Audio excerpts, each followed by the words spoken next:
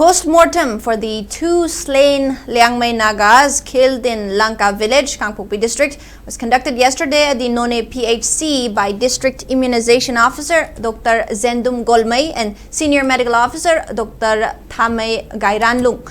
The victims were identified as 55-year-old Kawidinang Abonmai and 37-year-old Wirilangbao Chawang, who were killed in a suspected Kuki militants attack.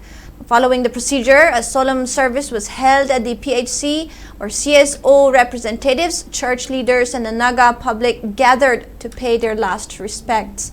The mortal remains were subsequently taken to their respective birthplaces for final rites.